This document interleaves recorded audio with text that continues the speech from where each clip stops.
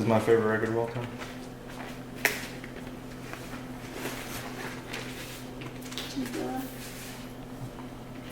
Like the record inside too, like.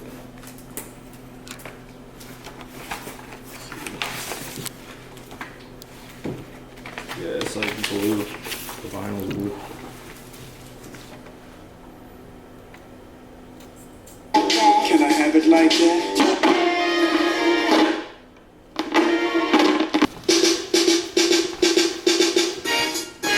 Ladies and gentlemen. Yes, sir. Oh yeah, I forgot we had the J Dilla record. Mm-hmm. I think that was probably the most recent one we got. That's nice.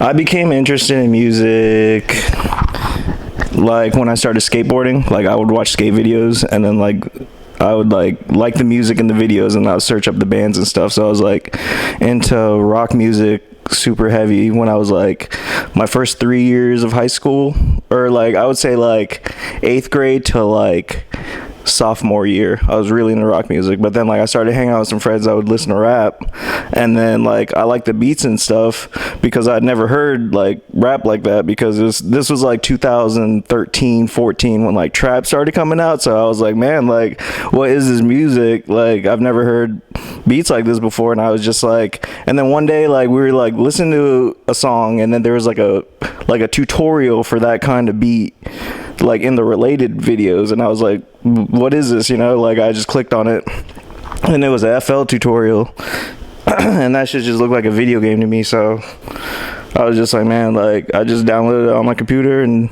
just started going crazy. Yeah, it was a trap beat. It was like a Southside type beat, because I was watching like videos of him and like Lex Luger cooking up with like Waka Flocka on their tour bus, and I was like, damn, like this is fire. Like, and I just started looking up like Lex Luger tutorials, and there was like some videos when I started in 2013 and 14, but like all the sauce like wasn't out there yet. So like it took me till like 3 years of making beats till I was like really like good to the point I was at now. So like for a long time I was just like didn't really know what I was doing, you know, like there wasn't really like tutorials like that at first. So yeah, after a while I just figured it out.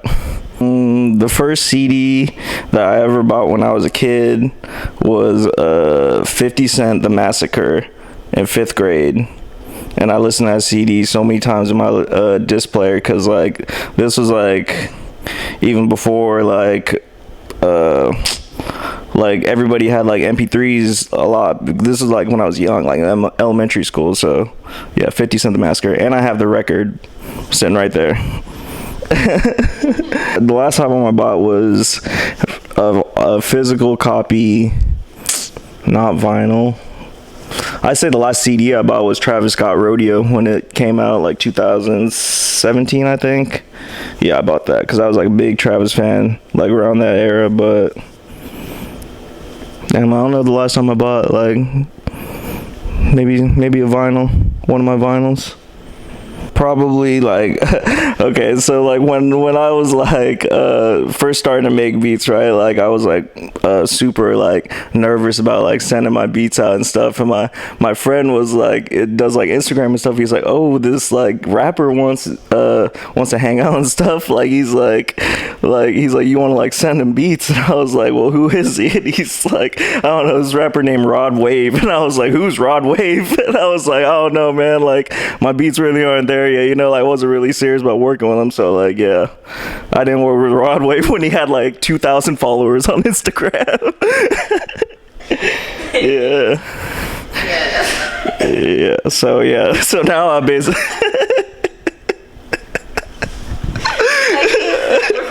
now I work with everybody. Yeah, that was yeah, when I went to school for engineering, so I learned a lot of the lingo going into that. But I had already been like making beats and stuff before I even went to school. So like when I started going, I knew like most of the stuff from like YouTube. Where'd you know? I went to Daytona State. They have like a engineering program there, so I just went there because I was like, all right, this is cool. Like, it's in town, you know. Like, I'm gonna give it a shot. Daytona is like a little town, you know. So when I was there, I wouldn't really even like go out much. Like, I would just stay at my house and cook up, and you know, just like network through the internet. But like, since I moved out here, like, probably had a studio session like every day, and like got some sort of motion going on every day out here doing something in music, you know.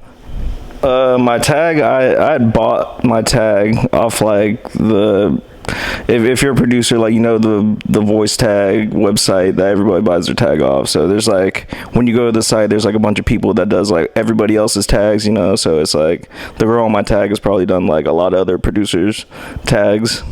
Real Boston Richie, Rob 49, Babyface Ray, who's some other artists, ESTG, Future for sure. Yeah, a lot of trap. I listen to some rock every now and then, but not too much anymore. Like for years, like that's all I listened to, so I feel like I just got burnt out on that. But now I feel like I'm getting burnt out on rap too, so I don't know what's gonna be next for me. Metallica for sure. Slayer, Megadeth,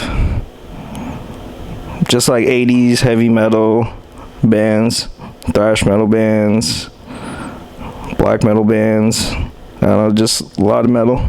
90s alternative, like Alice in Chains and stuff. That's good too. I work with my boy Swank a lot.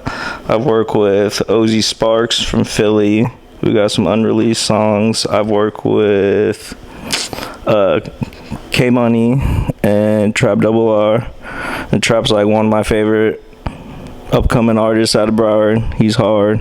I work K Molly. Definitely work with other people. I work with my boy Chase too. He's from New York. Who else I work with? Some other people too. I don't want to forget anybody and make anyone mad, but yeah, I got a lot of unreleased music coming out. Any producers? Yeah, definitely Wheezy, because Wheezy's drums go crazy. Southside, Metro. But yeah, like I've worked with a lot of producers that like I look up to like in person, like a lot of people that I like listen to their songs on the daily. Like I know them, cook up with them. So ever since I moved down here, it's definitely been crazy. Probably almost as soon as I first started, like I don't know, like even though I had like no motion in my hometown and it was like a little town, I always knew that like I was gonna do this someday, like somehow, you know. Like that's why I just like never gave up. Like I've been making beats for like a long time, no placements, you know, like for like years without even collabing with anybody. So like I don't know, I just always felt like it was for me, like just watching other people do it and just being like, yeah, like that's what I want to do, you know. Like I didn't want to like accept anything else like as my life, you know. I always like think about like me doing other things and I'm just like, yeah, I can't do that, you know. Like I can't, like a lot of people like can like just work a 9 to 5 and just like live their lives and just like, you know, like do like other things as a hobby, but I'm just like, I wanted this to be like my life, you know, my lifestyle. So I just kept working and then eventually it became that way. Like right before I moved out here and my mom passed away, it was just like, it wasn't like really like a good time for me, so I wasn't really in the best headspace to be making music. But like after like she had passed, I like, you know, just started like just turning up, you know, because I knew I had to make her proud. So I just like dropped everything, sold everything I had, and just moved down here and decided this is what I was gonna do now. Just working on a bunch of different projects with my management team. My friend Kai signed me to them. They're called Best Kept Secret. They've worked on a bunch of big records, so I'm just hoping that, you know, I'm get on a lot of people's projects going on from here forth, and hopefully people will be hearing my sound more.